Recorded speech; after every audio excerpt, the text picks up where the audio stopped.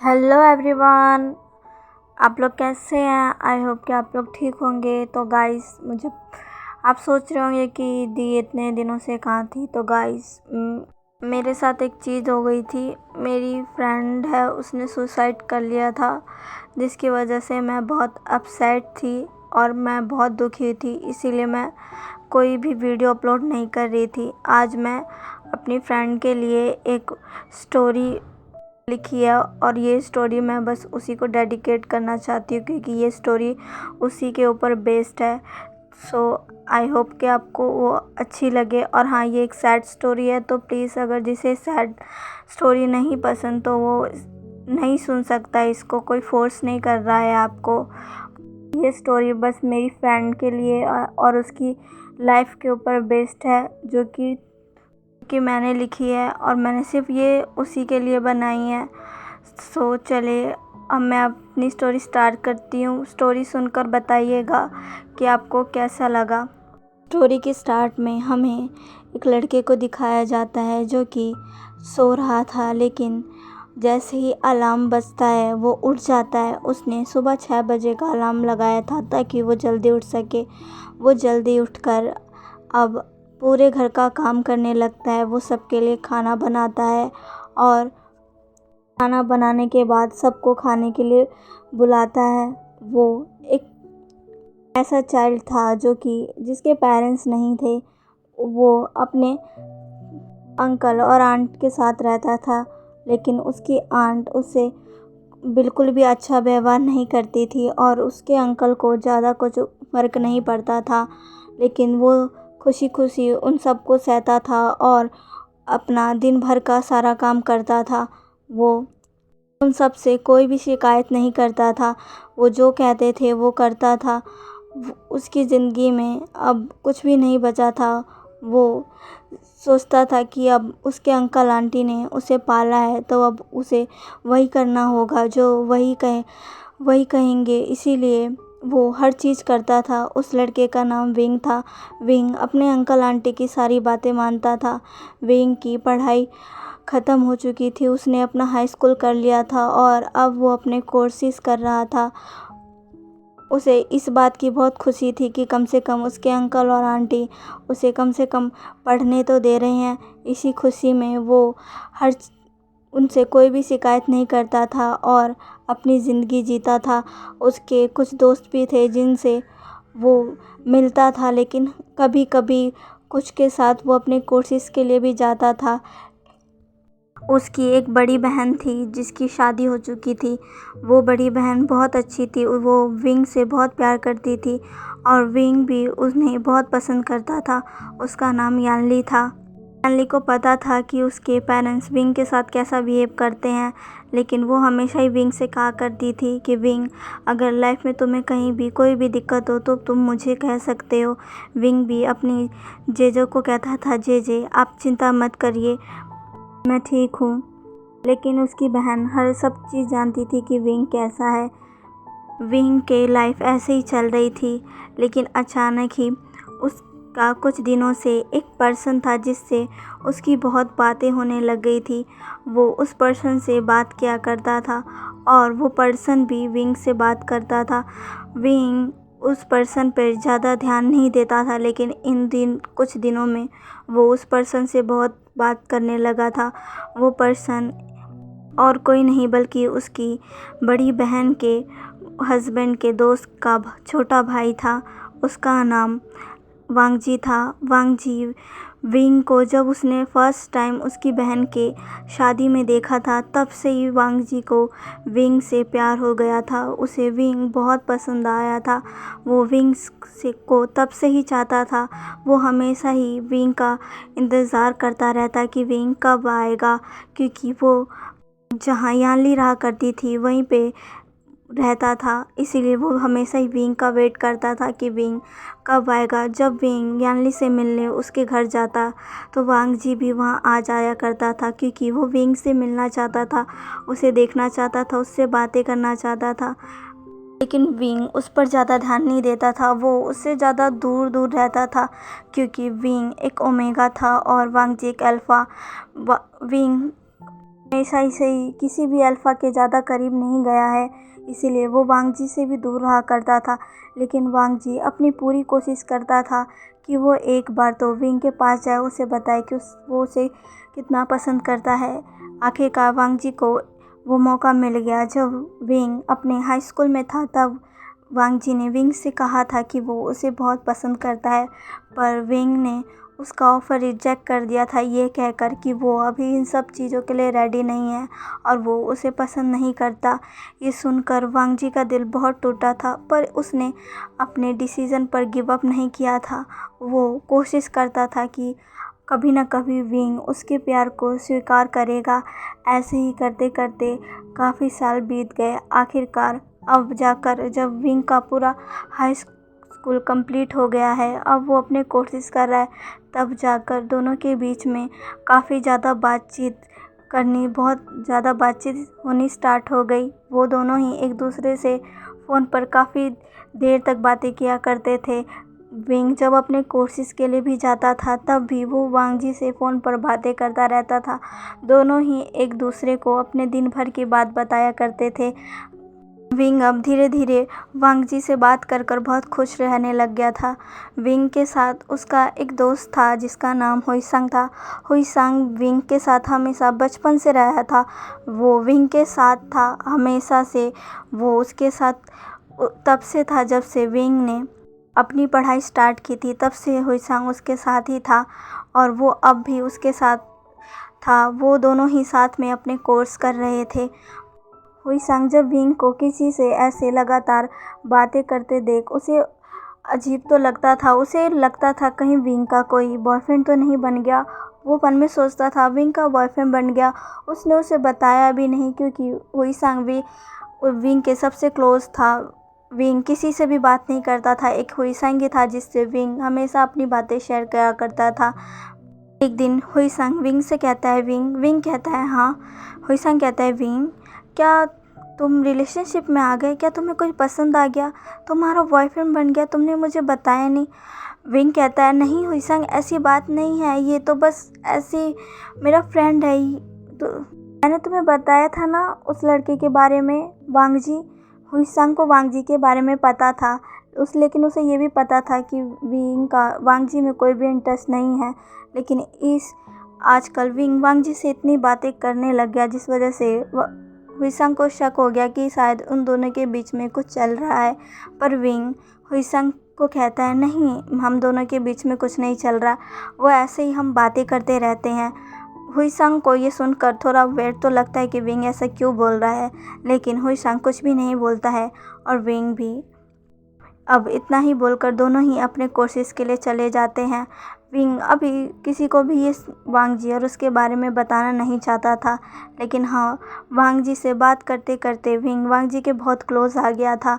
वो अब वांग जी से प्यार करने लग गया था और वांग जी तो उससे बचपन से ही प्यार करता था। वांग जी बहुत खुश था। ऐसे ही दिन बीतते बीतते एक दिन आज के दिन विंग का बर्थडे था। विंग आज पहली बार अपने बर्थडे के दिन बहुत एक्साइटेड था। वो बहुत खुश था क्योंकि वो आज वांग जी से मिलने वाला था। वांग जी भी आज बहुत खुश था। उसने विंग के लिए बहुत सारे गिफ्ट्स भी लिए थे। विंग भी आज के लिए बहुत एक्साइटेड था। विंग को आज के दिन का बहुत बेसब्री से इंतज़ार था। उसे पहली बार अपने बर्थडे के दिन बहुत एक्साइटमेंट हो रही थी क्योंकि हमेशा से ही उसका बर्थडे बहुत ख़राब गया है। वो हमेशा ही अपने बर्थडे के दिन रोता था। उसे कोई भी ऐसा इंसान नहीं था जो कि उसके बर्थडे के दिन उसे स्पेशल फील करवाए। उसके दोस्त भी ज़्यादा उसके घर नहीं आते थे क्योंकि उसी ने अपने दोस्तों को वहाँ आने से मना कर रखा था क्योंकि उसके फैमिली का व्यवहार ही ऐसा था जिसकी वजह से उसने सबको मना कर रखा था। उसने अपने बर्थडे की पार्टी हुईसंग को कल ही दे दी थी क्योंकि उसे आज वांग जी के साथ जाना था, इसलिए उसने हुईसंग को पार्टी कल ही दे दी थी। हुईसंग ने कहा भी था कि तुम आज क्यों दे रहे हो, तो विंग ने बताया था कि वो आज कहीं जा रहा है और वो वांग जी से भी मिलेगा। हुईसंग ने उसे ऑल द बेस्ट कहा था। हुईसंग को भी पता चल गया था कि विंग उसे पसंद करता है, भले ही विंग ने अभी पूरी तरीके से एक्सेप्ट नहीं किया था उसके सामने कि वो उसे पसंद करता है। अब विंग तैयार होकर वांग जी के पास जाता है। वांग जी उस विंग का वेट कर रहा था। वांग जी के चेहरे पर एक बहुत प्यारी सी स्माइल थी। उसे बहुत खुशी थी कि उसका बचपन का प्यार जिसे वो बचपन से चाहता है वो आज उसके साथ है। आज वो उससे मिलेगा, साथ होगा, वो दोनों घूमेंगे। विंग अब वांग जी के पास आ जाता है। विंग वांग जी के पास आकर कहता है, वांग जी भी पीछे मुड़कर विंग को देखता है तो वो विंग में ही खो जाता है, क्योंकि विंग बहुत ही अच्छा लग रहा था। विंग चाहे कैसे भी हो, वो वांग जी को हमेशा ही बहुत ही ज़्यादा अडोरेबल लगता है, लेकिन आज विंग सच में बहुत खूबसूरत लग रहा था। वांग जी बस विंग को देखे जा रहा था। वांग जी और विंग दोनों ही एक दूसरे को देखकर बहुत खुश थे। वो दोनों ही अब बहुत सारी जगहों पर घूमते हैं। वांग जी ने विंग के लिए बहुत सारे कपड़े भी खरीदे थे। विंग ने मना भी किया था, पर उसने विंग से कहा कि वो ये गिफ्ट उसे दे रहा है और उसे इसे लेने से मना नहीं करना चाहिए, क्योंकि वांग जी उसे ये बहुत प्यार से दे रहा है। विंग ने भी कुछ भी नहीं कहा और उसका गिफ्ट एक्सेप्ट कर लिया। अब विंग उस दिन बहुत ही खुश था और खुशी खुशी अपने घर गया था। ऐसे ही कुछ दिन बीत गए और फिर एक दिन ऐसा आया इस दिन ने वांग जी को एकदम हैरान करके रख दिया, क्योंकि वांग जी की फैमिली ने उससे बिना पूछे ही उसकी शादी कहीं और तय कर दी थी। वांग जी उससे शादी करना नहीं चाहता था, क्योंकि वो विंग से प्यार करता था, पर उसकी फैमिली ने उसे धोखे से अपने पास बुलाकर उसकी शादी ही किसी और से ही तय कर दी थी। वांग जी उस दिन बहुत ज़्यादा ही अपसेट था, लेकिन वो तब भी उसने विंग को कॉल डायल किया और उससे बातें करने लगा। उसने विंग से अब सारी सिचुएशन शेयर की। विंग पहले तो उसने कुछ नहीं कहा, फिर उसने कहा कि तुम्हें शादी कर लेनी चाहिए, लेकिन वांग जी नहीं माना। वांग जी ने उससे कहा, विंग क्या मैं तुमसे कुछ पूछ सकता हूँ, सच सच जवाब देना। विंग ने कहा ठीक है। वांग जी ने कहा, अगर मैं तुमसे शादी करना चाहूँ तो क्या तुम मुझसे शादी करोगे? विंग ने इस सवाल का जवाब बहुत ही ज़्यादा फ़नी वे में लिया और कहा, अगर तुम चाहोगे तो मैं कर लूँगा। विंग ये सब मजाक में कह रहा था, क्योंकि वो हमेशा ही ऐसे ही हर किसी से मजाक करता रहता था। उसने हर चीज़ को वो जो भी उसे दुख देती थी या खुशी देती थी, वो उसे मजाक में टाल दिया करता था, क्योंकि वो जानता था अगर वो इसे ज़्यादा अपने दिल से लगाएगा तो उसे ही दर्द होगा। वो आज भी वांग जी को उसने कहा कि अगर तुम पहले कहते तो मैं मान जाता। वांग जी ने उससे कहा, सच में अगर मैं चाहता तो तुम मुझसे शादी करते? अगर मैं चाहूँ तो तुम मुझसे शादी करोगे? विंग ने कहा, हाँ मैं तुमसे शादी कर लेता। विंग का ऐसा कहना ही था कि वांग जी ने फ़ोन कट कर दिया। विंग ने भी उस कट हुए फ़ोन पे ज़्यादा ध्यान नहीं दिया और वो ये सोच कर कि वांग जी और उसके बीच का रिलेशनशिप शायद सच में अब ख़त्म हो गया है, वो सोचकर वो अब जाकर अपने कामों में लग जाता और इधर वांग जी अपनी शादी तोड़ देता है, जिसकी वजह से उसकी फैमिली के सारे लोग उससे बहुत नाराज़ हो जाते हैं। वो उस पर बहुत गुस्सा होते हैं। वे वांग जी के ब्रदर उससे कहते हैं, वांग जी ये तुमने क्या किया? पर वांग जी उनसे भी लड़ जाता है और कहता है, मैंने आपसे पहले ही कहा था मैं शादी नहीं करूँगा। और ऐसा कहकर वांग जी उस दिन घर छोड़कर चला जाता है। वांग जी को शिनचैन बहुत रोकता है, पर वांग जी उससे कहता है, गागा मैंने आपको पहले ही कहा था मैं विंग से प्यार करता हूँ और मैं उसी से शादी करूँगा। ऐसा कहकर वो चला जाता है। सबको समझ आ जाता है कि वो विंग की वजह से ही उसने शादी तोड़ी। ये खबर धीरे धीरे यानली को भी पता चल जाती है और फिर धीरे धीरे अब ये मैडम यू को भी पता चल जाती है, जिसकी वजह से जब मैडम यू विंग से पूछती है तो विंग उन्हें बताता है कि उसने बस लेंजन को ऐसे ही मजाक में कहा था कि वो उससे शादी कर लेगा। मैडम यू ने कहा कि तुम्हारी हिम्मत कैसे हुई उससे मजाक करने की, अब हम क्या करें? तभी यानली कहती है, यानली भी वहाँ आ चुकी थी। यानली विंग के पास चली जाती है और विंग से कहती है, विंग क्या तुम मुझसे प्यार करते हो? क्या तुम मुझसे शादी करोगे? विंग पहले तो कुछ भी नहीं कहता है, लेकिन अपनी बहन के बार बार फोर्स देने पर वो बता ही देता है कि हाँ, वो लैनजन को पसंद करता है और वो उससे शादी करना चाहता है। उसने लैनजन से तो भले ही मजाक किया हो, पर वो जानता है कि ये मजाक नहीं है, वो सच्ची में लैनजन से को चाहता है और उससे शादी करना चाहता है। स्टैनली कहती है, तुम चिंता मत करो विंग, मैं माँ से बात करूँगी। मैडम यू ये जानकर बहुत ही गुस्से में थी, क्योंकि वो विंग की शादी वांग जी से नहीं करना चाहती थी। यान ली अपनी माँ का सारा बिहेवियर जानती थी, क्योंकि उसने भी इस घर में बहुत कुछ झेला था। इस घर में ओमेगा उसकी तो इज्जत ही नहीं होती, उन्हें बस अल्फा ही चाहिए था। उसका एक छोटा भाई जिसका नाम जियान चेंग था, इस घर में वही एक इकलौता था जिसे वो हर चीज़ मिली, जिसके लिए शायद यान ली और विंग बस सोच ही सकते हैं। यानली के बहुत रिक्वेस्ट करने पर कि वो विंग की शादी वांग जी से कर दे, क्योंकि वो दोनों ही एक दूसरे को बहुत पसंद करते हैं। इस वजह से मैडम यू पहले तो ठीक है कह देती है, लेकिन जब यानली वहाँ से चली जाती है, मैडम यू अपने हस्बैंड से बात करती है। दरअसल उन दोनों ने ही विंग की शादी कहीं और ही फिक्स कर दी थी, जो कि बहुत ही ज़्यादा रिच था और उन्हें उससे बहुत ही ज़्यादा फ़ायदा होने वाला था, जिसकी वजह से उन्होंने विंग की शादी उससे तय कर दी थी। जियान फेंगमैन मैडम यू से कहते हैं कि तुम्हें चिंता करने की ज़रूरत नहीं है, विंग की शादी उसी इंसान से होगी, वांग जी से नहीं। उन्होंने विंग को कहा कि वो वांग जी से उसकी शादी नहीं करवा सकते, क्योंकि वांग जी अभी अपने पैरों पर खड़ा नहीं है और वो बहुत ही बिगड़ा हुआ लड़का है। विंग कहता नहीं, वो ऐसा नहीं है, पर मैडम यू उससे कहती है कि तुम उसके बारे में कुछ नहीं जानते, हमें पता है वो कैसा है, हम उससे तुम्हारी शादी नहीं करवा सकते, हमने तुम्हारे लिए कोई और लड़का देख लिया है और तुम्हारी शादी उसी से होगी, समझे। उन्होंने विंग के फ़ोन से वांग जी के सारे कांटेक्ट बंद करवा दिए थे, विंग का नंबर चेंज करवा दिया था। विंग का फ़ोन अब उनके कंट्रोल में था, विंग अब वांग जी से बात भी नहीं कर सकता था। विंग ने हमेशा ही अपने अंकल और आंटी की बात मानी थी, जिसकी वजह से आज भी उसे ऐसा ही करना पड़ रहा था। आज भी वो अपने ही आंटी और अंकल की बात मान रहा था। उसके आंटी और अंकल ने जिससे उसकी शादी तय करवाई, अब वो उससे शादी करने के लिए तैयार हो जाता है। हुईसांग को भी जब इस बारे में विंग बताता है, तो हुईसांग उससे कहता है कि उसे ऐसा नहीं करना चाहिए, पर विंग उससे कहता है कि वो इस शादी के लिए तैयार है और ये शादी उसकी मर्ज़ी से ही हो रही है। यानली भी विंग से कहती है कि वो ऐसा क्यों कर रहा है, पर विंग ने उसे कहा कि वो अपनी मर्ज़ी से कर रहा है जो कर रहा है। यानली भी कुछ भी नहीं कहती है। धीरे धीरे सब विंग का रिश्ता उस लड़के से तय करने लगते हैं, जो कि और कोई नहीं बल्कि वैन चाओ था।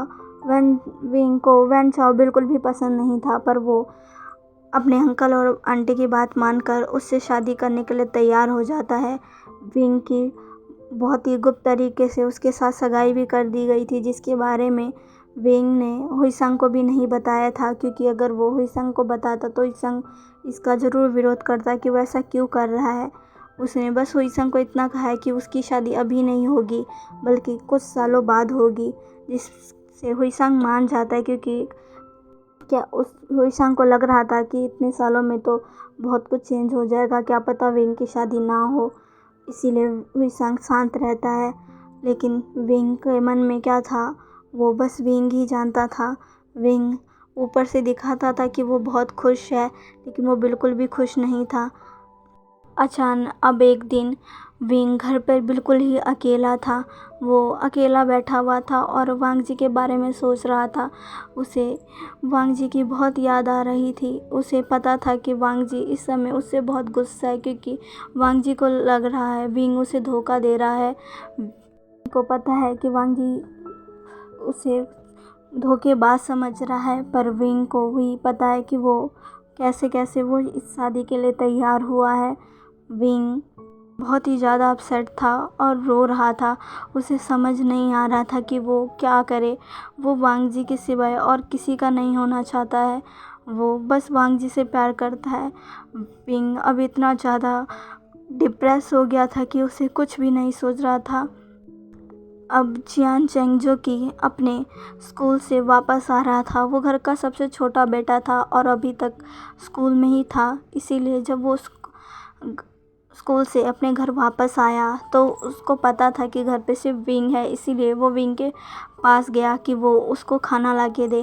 लेकिन जब वो उसके घर कमरे के सामने पहुंचा तब उसे आईने में विंग के पैर लटके हुए दिखे। वो जब विंग के डोर के पास गया तो डोर लॉक था। उसने चिल्लाकर अपने पड़ोसियों को बुलाया, तब सब ने मिलकर गेट तोड़ा। जब सब ने गेट तोड़ा तो सब ने देखा कि विंग ने खुद को फांसी लगा ली है। विंग ने खुद को फांसी लगा ली थी और अब वो इस दुनिया में नहीं था। धीरे धीरे ये बात सबको पता चल गई, लेकिन मैडम यू और जियान फेंगमियान ने ये बात ज़्यादा फैलने नहीं दी और जो उनके करीबी थे बस उन्हें ही बुलाया और अब उन्हें ही पता था। हुईसंग जब उसे विंग उसके घर नहीं मिला, हमेशा ही विंग हुईसंग के पास आता है और वहीं से वो लोग अपने कोर्स के लिए जाते हैं। लेकिन आज विंग हुईसंग के पास नहीं आया था, इसीलिए हुईसंग ने उसे कॉल किया, जो कि कॉल विंग के एक पड़ोसी ने उठाया। विंग के घर में जो पड़ोसी था और उसी के पास विंग का भी इस वक्त फ़ोन था, इसीलिए जब उस पड़ोसी ने कॉल उठाया और हुईसंग ने कहा कि तुम अभी तक मेरे घर क्यों नहीं आए, तो उस पड़ोसी ने कहा कि अब विंग तो कभी भी तुम्हारे घर नहीं आएगा। इसीलिए उस पड़ोसी ने जब ये कहा तो हुईसंग कहता है, ये क्यों, क्या विंग कहीं गया या वो आपके घर आ रखा है, आप कौन है? तब उस पड़ोसी ने बताया कि विंग अब यहाँ इस दुनिया में नहीं रहा, वो अब कभी भी तुम्हारे घर नहीं आएगा। तो हुईसंग कहता है, आप मजाक मत करिए। वो पड़ोसी कहता है, मैं मजाक नहीं कर रहा बेटा। हुईसंग कहता है, प्लीज़ मजाक मत करिए, विंग कहाँ है, उसे फ़ोन दीजिए। उसका पड़ोसी कहता है, अगर तुम्हें यकीन नहीं है तो तुम खुद आकर यहाँ देख सकते हो। हुईसंग तुरंत ही अपने घर से निकल जाता है और जल्दी जल्दी विंग के घर की तरफ जाता है। जब वो विंग के घर पहुँचता है तो वहाँ खूब सारी भीड़ लगी हुई थी, जिसको देखकर हुईसंग बहुत ही घबरा गया था। वो पूरे रास्ते ये सोच कर आया था कि काश ये झूठ हो और विंग उससे मजाक कर रहा हो। लेकिन जब वो गया तब उसे पता चला कि विंग ने सच्ची में फांसी लगा ली है। हुईसंग को विंग की बॉडी देखने को नहीं मिली क्योंकि उसकी बॉडी को पोस्टमार्टम के लिए ले गए थे। हुईसंग वहीं पर फूट फूट कर रोने लगता है। सब उसे शांत करते हैं और वो सबसे पूछता है कि आखिर ये कैसे हो गया। सब कहते हैं कि उन्हें कुछ भी नहीं पता। बस जब जियांग चैन अपने स्कूल से वापस आया तब उसने बताया कि विंग ने खुद को फांसी लगा ली। हुईसंग को यकीन ही नहीं हो रहा था कि कल वो जिसके साथ हंस खेल रहा था, विंग उसका मजाक उड़ा रहा था, उसे सब याद आ रहा था कि कल कैसे वो लोग कोचिंग में एक दूसरे के साथ मस्ती कर रहे थे, एक दूसरे का मजाक उड़ा रहे थे। हुईसंग को याद है कि कल ही उसने विंग के साथ खूब सारी फ़ोटोज़ ली है और वीडियोस बनाई हैं। हुईसंग को तो विश्वास ही नहीं हो रहा था कि सच में विंग ने खुद को फांसी लगा ली है। हुईसंग पहले बहुत देर तक रोता है, फिर वो अपने घर जाकर और भी ज़ोर ज़ोर से रोने लगता है। उसका एक फ्रेंड जो कि उसके बहुत क्लोज था, हुईसंग ने उसे अपने घर कॉल करके बुलाया था, वो भी विंग को जानता था। हुईसंग उसको अपने घर बुलाता है और उसको पकड़कर खूब ज़ोर ज़ोर से रोता है।